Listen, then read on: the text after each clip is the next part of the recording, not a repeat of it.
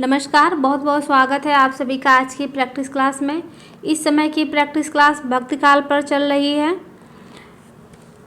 ये सभी प्रश्न जो है डॉक्टर पूरनचंद टंडन के वस्तुनिष्ठ हिंदी से लिए गए हैं, जो UP, TGT, PGT, LT, GIC प्रयोक्ता सभी परीक्षाओं के लिए महत्वपूर्ण हैं।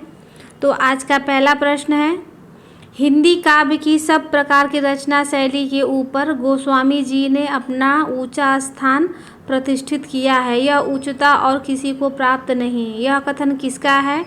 तो विकल्प में है आचार्य रामचंद्र शुक्ल, डॉक्टर धीरेन्द्र वर्मा, भगीरथ मिश्र या फिर डॉक्टर नगेंद्र। यह कथन किसका है? तो यह कथन आचार्य रामचंद्र शुक्ल जी का है। पहला विकल्प इसका सही उत्तर हो जाएगा, आचार्य रामचंद्र शुक्ल।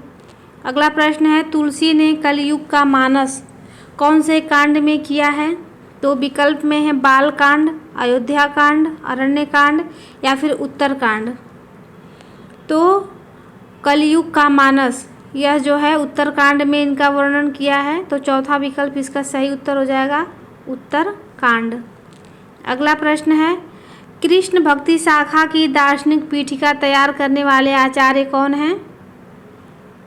तो विकल्प में है रामानंद, रामानुज, वल्लभाचार्य या फिर माधवाचार्य। तो कृष्ण भक्ति शाखा की दार्शनिक पीठिका तैयार करने वाले आचार्य हैं वल्लभाचार्य। तीसरा विकल्प इसका सही उत्तर हो जाएगा, वल्लभाचार्य। अगला प्रश्न है, वल्लभाचार्य द्वारा परिवर्तित मार्ग को क्या कहते हैं? तो विकल्प में है अद्वैतवाद, पुष्टि मार्ग, राजमार्ग या फिर दास्य मार्ग। तो वल्लभाचार्य द्वारा परिवर्तित मार्ग जो है वह पुष्टि मार्ग है। दूसरा विकल्प इसका सही उत्तर हो जाएगा, पुष्टि मार्ग। अगला प्रश्न है, वल्लभाचार्य ने 3 प्रकार के जीवों का वर्णन किया है। निम्न में से कौन से जो हैं वल्लभाचार्य ने नहीं किया है?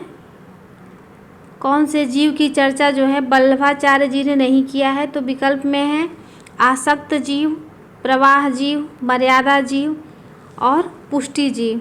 एक को चुनना है जो नहीं है।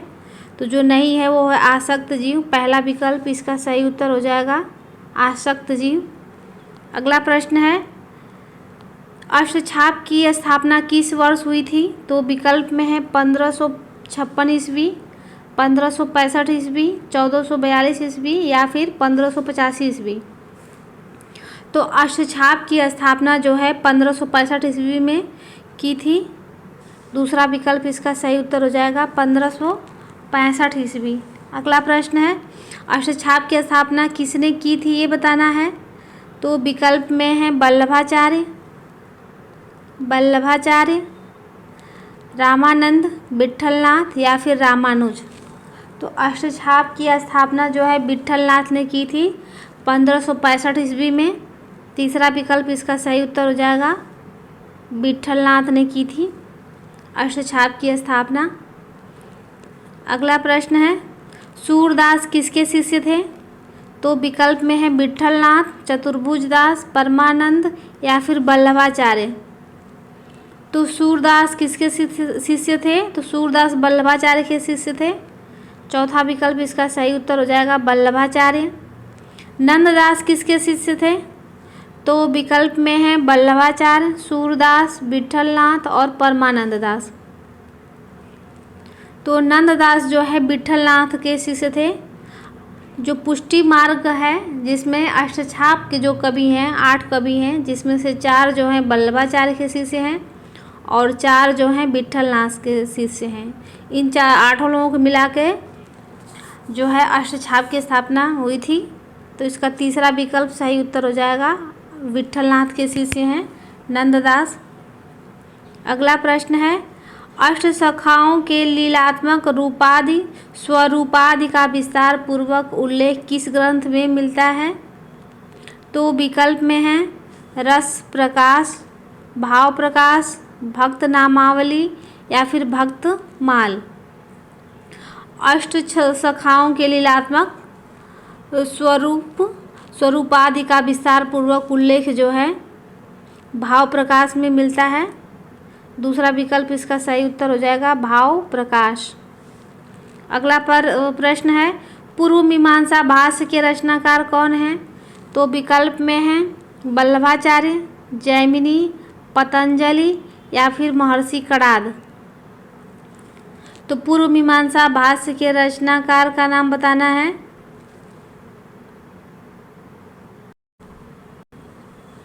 तो इसका सही उत्तर हो जाएगा विकल्प पहला वल्लभाचार्य।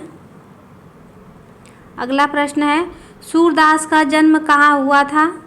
तो विकल्प में है सिंहीग्राम, मथुरा, दिल्ली या फिर वृंदावन। तो सूरदास का जन्म जो है सिंहीग्राम में हुआ था। पहला विकल्प इसका सही उत्तर हो जाएगा सिंहीग्राम। अगला प्रश्न है वल्लभाचार्य के संपर्क में आने से पूर्व सूर किस भाव की भक्ति करते थे? तो विकल्प में है सख्य भाव, माधुर्य भाव, वात्सल्य भाव या फिर दास्य भाव। तो वल्लभाचार्य के संपर्क में आने से पूर्व जो है सूरदास जी दास्य भाव से भक्ति करते थे। चौथा विकल्प इसका सही उत्तर हो जाएगा दास्य भाव। अगला प्रश्न है विमल बुद्धि गुण और की जो यह गुण श्रवणनि धरे, सूर कबित सुनि कौन कवि जो नहीं सिर चालन करे। किसकी पंक्ति है यह? तो विकल्प में सूरदास, नाभादास, नंददास या फिर वल्लभाचार्य। तो यह पंक्ति जो है नाभादास की है। दूसरा विकल्प इसका सही उत्तर हो जाएगा नाभादास। अगला प्रश्न देख लेते हैं। अगला प्रश्न है निम्न में कौन अष्टछाप का कवि नहीं है? अष्टछाप के कवि को इसमें पहचानना है। तो विकल्प में है नंददास, सूरदास, नाभादास या फिर छीत स्वामी। तो अष्टछाप के कवि जो नहीं है वो है नाभादास। तीसरा विकल्प इसका सही उत्तर हो जाएगा नाभादास अष्टछाप के कवि नहीं है। अगला प्रश्न है सूरसागर और साहित्य लहरी किसकी रचनाएं हैं?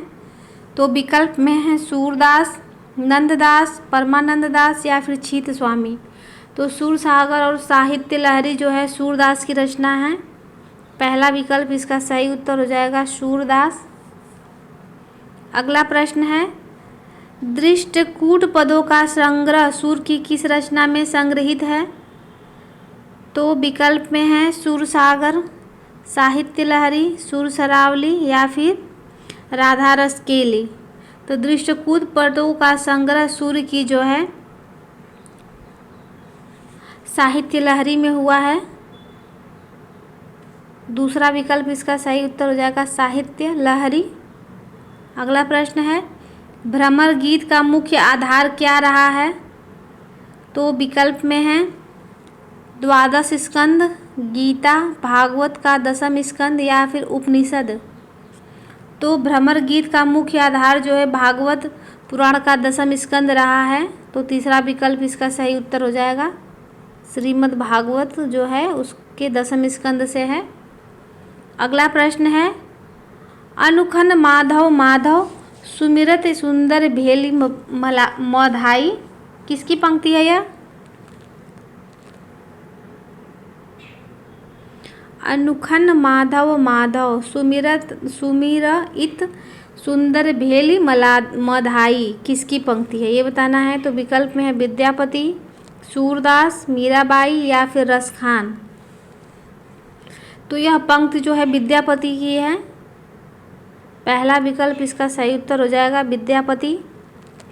अगला प्रश्न है जिस प्रकार रामचरित का गान करने वाले भक्त कवियों में गोस्वामी तुलसीदास जी का स्थान श्रेष्ठ है, उसी प्रकार कृष्ण चरित गाने वाले भक्त कवियों में महात्मा सूरदास जी का वास्तव में ये हिंदी काव्य गगन के सूर्य और चंद्र है। ये पंक्ति किसकी है?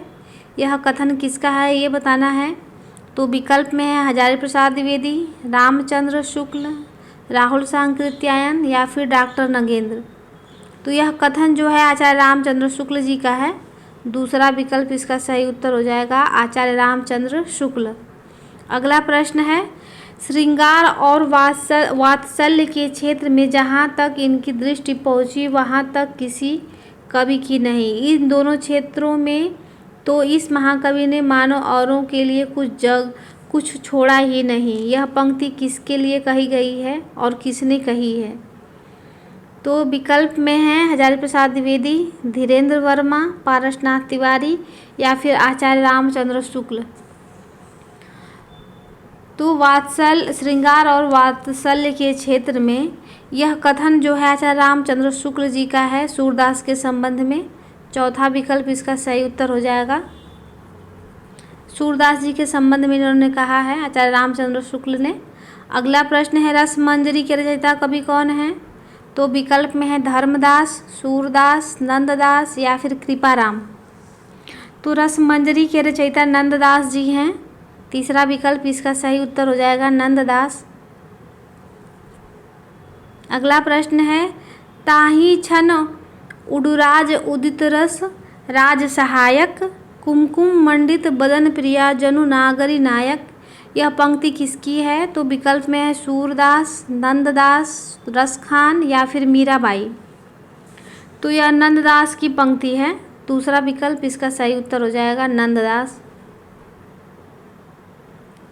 आगे जो है निम्नलिखित पंक्तियाँ किस कवि की है? तो पंक्तियाँ दी रहेंगी, उसके कवि का नाम बताना रहेगा। तो अगला प्रश्न है मुँह मन गिरिधर छवि पे अटक्यो ललित त्रिभंग चाल पे चलिकै चिबुक चारु गढ़ी अटक्यो। यह किसकी पंक्ति है? तो विकल्प में है कृष्णदास, सूरदास, मीरा या फिर परमानंद दास। तो यह पंक्ति जो है कृष्णदास जी की है। पहला विकल्प इसका सही उत्तर हो जाएगा कृष्णदास। अगला प्रश्न है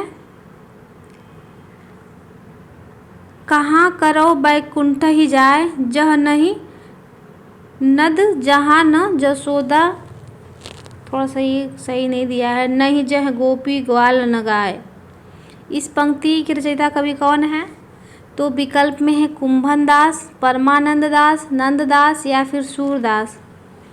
कहाँ करो बैकुंठ ही जाए, यह जो पंक्ति है परमानंद दास जी की है। दूसरा विकल्प इसका सही उत्तर हो जाएगा परमानंद दास। अगला प्रश्न देख लेते हैं। अगला प्रश्न है संतन सो कहाँ सीकरी सो काम आवत जात पनहिया टूटी बिसरी गई हरिनाम। यह पंक्ति किसकी है? विकल्प थोड़ा छोटा करना पड़ेगा। तो विकल्प में है परमानंद दास, सूरदास, कुंभन दास या फिर छीत स्वामी।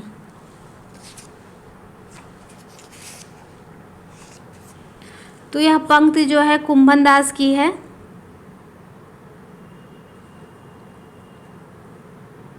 तीसरा विकल्प इसका सही उत्तर हो जाएगा कुंभन दास। अगला प्रश्न है जुगलमान चरित्र किसकी रचना है? तो विकल्प में है रसखान, परमानंद दास, मीराबाई या फिर कृष्णदास। तो जुगलमान चरित्र जो है कृष्णदास जी की रचना है। चौथा विकल्प इसका सही उत्तर हो जाएगा कृष्णदास। अगला प्रश्न है हितजू को मंगल किसकी रचना है? तो विकल्प में है कृष्णदास, सूरदास, चतुर्भुज दास या फिर नंददास। हितजू को मंगल यह चतुर्भुज की रचना है। तीसरा विकल्प इसका सही उत्तर हो जाएगा चतुर्भुज दास। अगला प्रश्न है राधा बल्लभी संप्रदाय के प्रवर्तक कौन हैं? तो विकल्प में है नंददास, गोसाई विहित हरिवंश, रामानंद या फिर सूरदास। तो राधा बल्लभी संप्रदाय के प्रवर्तक स्वामी हित हरिवंश हैं।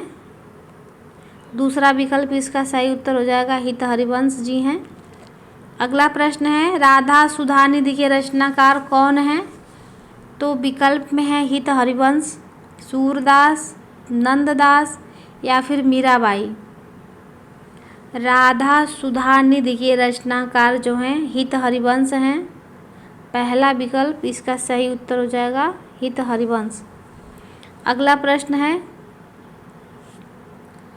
स्वस्थ श्री तुलसी कुलभूषण दूषण हरण गोसाई 12 बार प्रणाम करहूँ अब हरहूँ शोक समुदाय। किसकी पंक्ति है यह?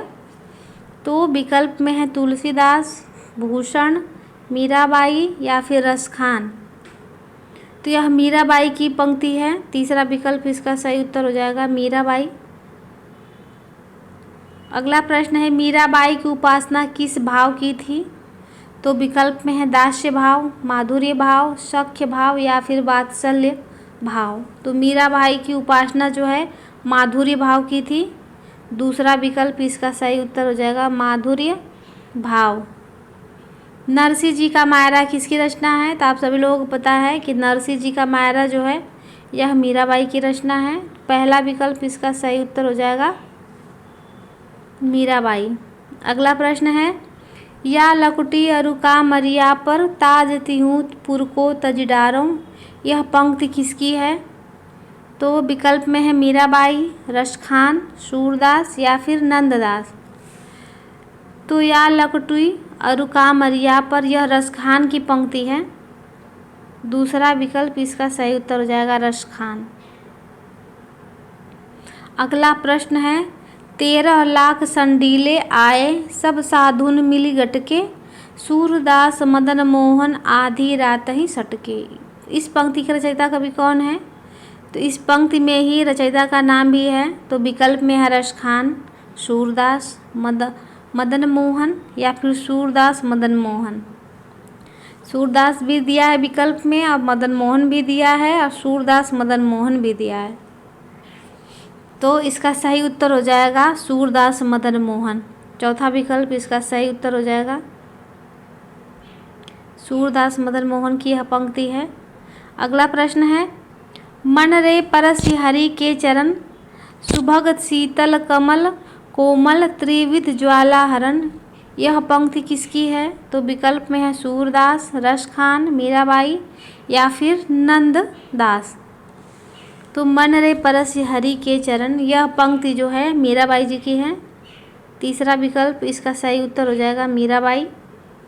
अगला प्रश्न है दान लीला किसकी रचना है?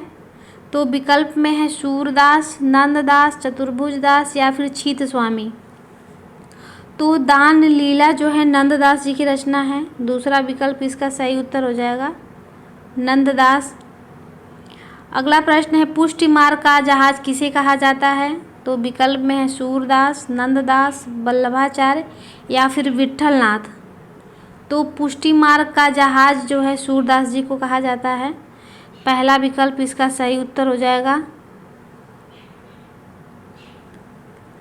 तो यह आज का लास्ट प्रश्न था। आज के लिए बस इतना ही। मिलते हैं आपको नेक्स्ट वीडियो में, तब तक के लिए धन्यवाद।